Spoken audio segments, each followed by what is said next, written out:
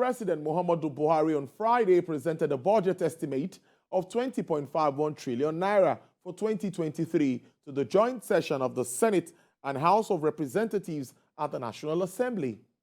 The budget, christened Budget of Fiscal Consolidation and Transition, is designed to address critical issues and lay a solid foundation for the incoming administration. A breakdown of the proposed appropriation bill shows that the federal government has earmarked 744.1 billion naira for statutory transfers, 8.27 trillion naira for non-debt recurrent costs, 1.1 trillion naira for overhead costs, and 5.35 trillion naira for capital expenditure, among others. Well, joining me now live via Zoom to analyze this budget, or the proposed 2023 budget, and its impact, of course, on Nigerians and by extension, the economy, is the Chief Consultant, B. Adedipe and Associates Limited, Dr. Biodun Adedipe. Thank you so much for your time. It's good to have you on the show, and happy holidays. Thank you so very much. It's good to be with you, and happy holidays to viewers. All right. Now, a total expenditure of 20.51 trillion naira. Of course, it's an increase for what we had last year. But looking at the proposed budgetary framework, in your assessment, what do you make of it? How well is this budget the budget of fiscal consolidation and transition that it should be? All right, thank you so very much. I will start by saying that the budget is appropriately titled from those two heads: consolidation, which means, as the president mentioned, this is the last budget we present in office as the quote-unquote chief executive of Nigeria. So that means the first essence is to consolidate on what has been done in the preceding 7 years to the year of the budget. Then secondly is the fact that that period also will mark the transition to a new administration, a new government. So appropriately so titled. Now, the key issue for us is we go back to ask ourselves what a budget really is. It's simply a plan, intended spend, and then expected revenue. So that's the way it's normally approached. So what do you want to spend on and why? That's the primary question. Then in terms of allocating the funds available, you also be asking what is the relative importance of those expenditure headings before you now talk about the volume, the value, the rates involved, and the rest of them. Then the other side to it is the expected revenue. How much do you expect? From where do you expect it? What are the drivers of that revenue? So why can't we have more of the revenue? Or is there a possibility that we might even have less? So these are the usual questions that we ask in looking at the framework of a budget. Now, as you rightly mentioned, we have a budget of 20.51 trillion naira. And that, of course, comes from the proposed, or let me call it intended spend plan for 2023. As you mentioned also, 5 major headings: capital, sinking fund, debt service, recurring non-debt, and of course, statutory transfers. Now, the first question to ask in interrogating this is the allocations to those major headings. Now, for me, we have history of not only the last 7 years of this administration, we only have history of the Nigerian economy itself. But what we see today is a reflection of the choices, decisions, and actions that we took yesterday. So the budget now says, okay, this is what we expect next year. We are now making plans to say, these are the things we want to do for the following reasons. So that also tells us if we execute this budget, where we are likely to find ourselves. So these are the issues we want to interrogate. So now, it means in essence that for us, the first thing we observe here is that debt service is very key here, accounting for 30.8%. But why is that so? We find our history also in what we had to do in the last 7 years, and even before then, how our sovereign debt has been growing. But again, two critical things we ask here, and that will also guide our further interrogation of the budget when the National Assembly begins to look at the numbers and the drivers of the numbers. And that is, why did we borrow so much and still need to borrow much? What kind of borrowings are we looking at? before we begin to talk about the cost implications. So why we need to borrow is very simple and straightforward. Economics 101, we call it. Insufficient revenue. We are not getting enough revenue. That's why we have to borrow. That's one. Now, if we have to borrow for what purpose? Again, textbook economics, we say you don't borrow to consume. You borrow to develop capacity to be able to repay the loan in future and service the obligations that derive from the loans. Okay? So that becomes also an issue that we'll be looking at in interrogating the numbers. And then, of course, we now come to one big issue here. But the largest figure among the 5 expenditure headings is actually recurrent non-debt. But when you take out what will go as personnel, that is 4.99 trillion naira. That's like a quarter of the entire spend. But that came out at 24.3% of the entire budget, which means we have a big, call it public service, because public service is not the same as civil service. But all of this come in the personnel budget, which means that is an area we need to also interrogate going forward. What are we going to do there? All right. Incidentally, in that budget statement, the president made reference to the Oronsai report. There's a white paper, which government is now saying, okay, we want to implement what comes out as recommendations, which means between this government and the incoming one, second half of 2023, we want to see some recommendations in that white paper implemented, because that ultimately will also impact personnel costs, as you see in this budget. Now, of course, we come to the small number, sinking funds, statutory transfers. But what perhaps is also very important to note here is when you switch to the revenue side, there is a very big message there that the bulk of the revenue we are looking at here, significantly less than the expenditure, that's the spend plan, but you find that the bulk of that revenue is coming from non-resources. Okay? And that means you are looking at 7.81 trillion naira, or 80% of the projected revenue coming from non-resources. Oil accounting for only 1.92 trillion naira, 19.7%. That now takes you to, okay, why so little for oil? So this now we begin to throw up the issues that I want to interrogate and see how this budget can be improved when we get to execution. But for me, that's the essence of this conversation. Assumption, oil price, $70 per barrel. That's okay from the data available and the realities of the market and expectations for 2023. That is not an issue to worry about. The production figure in that budget, 1.69 million barrels per day, which includes also condensate of 300,000 to 400,000 per day, which means the actual oil production is between 1.29 and 1.39 million barrels per day. So against our production capacity of over 2 million and against our OPEC plus allocation, which is much higher than that, that shows that there's a gap in there that is not coming into the budget, obviously for the reason of leakages, which means that is a major thing Nigerians to pay attention to in 2023. So that will help us in terms of execution of this budget. The final comment, before, if you have any specific questions for me to answer, is the deficit implied in this budget, 10.78 trillion naira, or 4.78% of our GDP. Okay, Fiscal Responsibility Act puts a limit of 3%. But again, that act also allows government to do deficit greater than 3% if it becomes expedient. All right?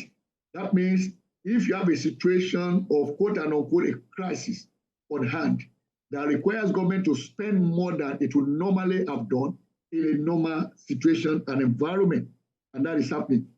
So now let me make a point here. There's nothing wrong with borrowing, like I said earlier. But what you do with the borrowed money is one, and then if you have a deficit in your budget, how do you finance it? The budget is also clear on that. 8.8 trillion naira will be borrowed. And from the interpretation, that means from commercial sources, whether domestic or foreign. But there will also be drawdown from bilateral and multilateral loans for projects and programs. I don't have any problem with that because they are usually very cheap. Oftentimes 1% per annum interest rate, usually less than 2%. Tenor also very long. So that is not a problem. The real problem is the commercial loans. And that is the one we need to further interrogate. Of course, privatization proceeds, which is for me insignificant. All of these are expected to, government plans to finance a deficit from new borrowings, privatization proceeds, and Naira drawdowns and all of this. I'm worried also along that line, but you also identified non-oil space as doing pretty well at this time. Can we really follow up with this? Also, the 3-in-1 question. Also, we see what is happening and what NPC is doing with regards to oil theft at the moment, which is eating bad into the fabric of the economy. Now, do you see a headway along all of this? I'm worried about revenue one way or the other. That really is the major problem of not only fiscal operations, but of the Nigerian economy. Because what we have really is not a problem with borrowing from my own perspective, because when you look at what we have borrowed mostly for in the last couple of years, they have been mostly for projects until recently, when the revenue problem got to a head, where we now have to borrow to fund recurrent expenditure. Okay, so that now really is, like you rightly said, that is what we must begin to look at. Is there a possibility of expanding the bucket of non-oil revenue? Of course, it's a very, let me say, it's a huge debate. When you talk about tax revenue, tax to GDP revenue, Nigeria has about one of the lowest in the world, okay? We talk about that quite all right. But there's the argument, on the other hand, that says, hey, in a very tough and challenging business environment, where also the standard of living is quite, tenuous, do you want to now raise the tax rate? We say, no, don't raise the tax rate.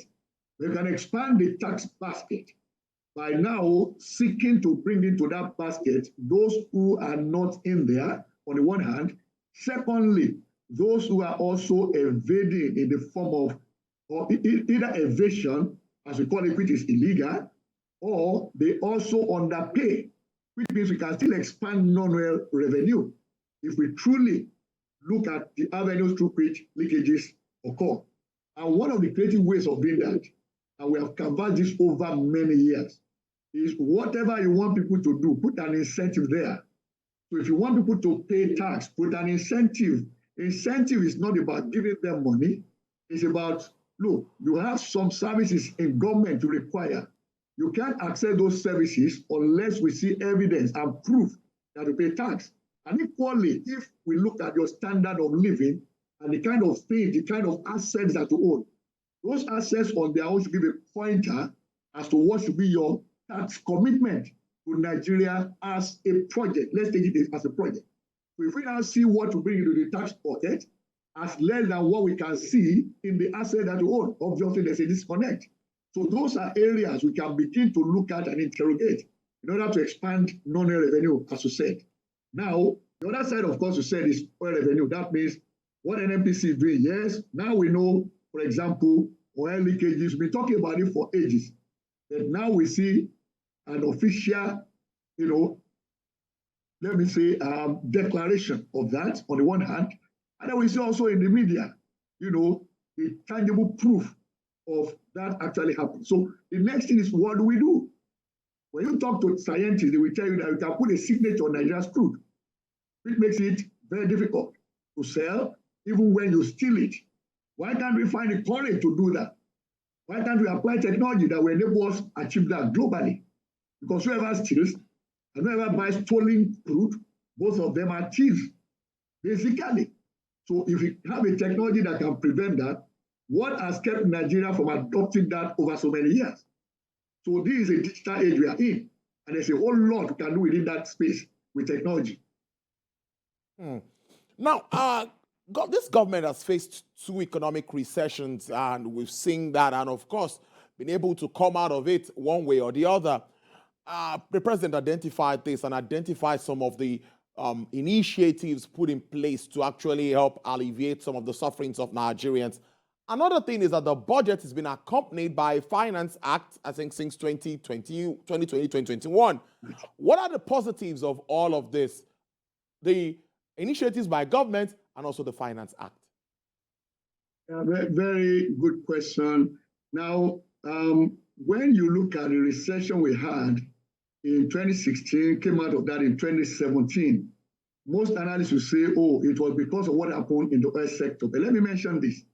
Now, if as of today, we are dealing with oil theft of neighborhood of 600,000 barrels per day, it simply means to me as an analyst, we have returned to where we were in 2014, because that was the same figure we had in 2014, between 400,000, 600,000 barrels per day, oil theft in 2014.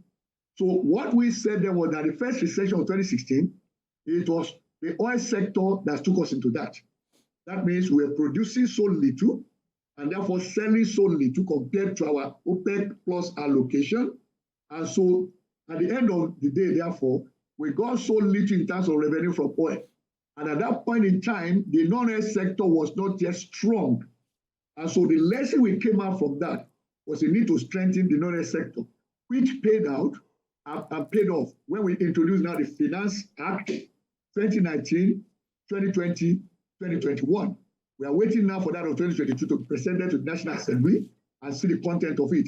But all of those have also helped in a way to ramp up non-oil revenue. So good direction, good development. 2020 recession, of course, you know what happened all over the world. Okay, COVID-19 came and disrupted so many things. Many economies went into recession, including the global economy anyway, that contracted by 3.01%. So it then means that coming out of that again, non-oil sector in Nigeria has strengthened in the light of various interventions, which were in trillions of naira anyway, and of course in the key sectors of the economy. All of that added to the fact that we now had a more robust framework for driving non-oil revenue, which is what brought us to where we are today. Assuming we hadn't done all those reforms, as of today, Nigeria be in very dire fiscal situation for the government and also by implication for the economy, because government spending on the average, when you aggregate across the various tiers, is about 10% of our GDP, which means that apart from that, the real issue are the policies that governments come out with. So those policies have done well. We need to intensify the reforms in those areas and ensure that the policies are also internally consistent. That's where we leave that. Interesting one. Finally, before I let you go, I'm thinking, moving on, how can Nigeria sustain or ensure fiscal sustainability one way or the other? Cost of governance is still on the high side. Yeah. That's a major issue. And that is why, in my own view, and I've strongly canvassed this over the years, and I'm happy that the current President Buhari administration is now looking at the recommendations in the Orosaye, white paper report. The key thing is this, that we have a public sector, okay, that is quite dominant in this body, as I mentioned earlier on.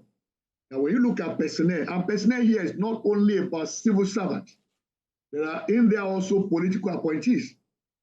So in which case, if we begin to rationalize across the MDA, that is ministry, departments, and agencies, and ask ourselves, which of them have duplicated mandates, and therefore they can be combined, and then whatever resources we have as excess there can be moved elsewhere where they are needed.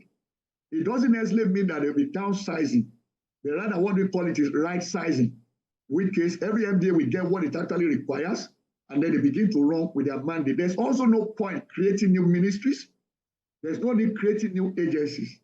What we need is to empower the existing agencies and also introduce a system of ensuring they perform, in which case a very firm and strong performance management system needs to be adopted and also executed. So if we do that, then we get a more efficient civil service on the one hand, we also get a more efficient public service. By the way, we rank very poorly when you look at the index for civil service globally, and also for public service. So those are areas we need to now work on. That will enable us to reduce the cost of governance, and then, of course, ultimately looking at the issue of other overheads and the rest of them that float the budget. Like I said, that's the poor figure in the budget. 40.3% of the entire 20.51 trillion is going into recurrent non-debt spending. Very critical issue you raised there, cost of governance. Interesting way to leave it. I know we can go on and on for 1 hour for this discussion. It's really an interesting one. But I must thank you so much for joining us on this holiday. I've been speaking to Chief Consultant B. Adedipe and Associates Limited, Dr. Abiodun Adedipe. Thank you so much. I appreciate your time. Thank you for having me. God bless you.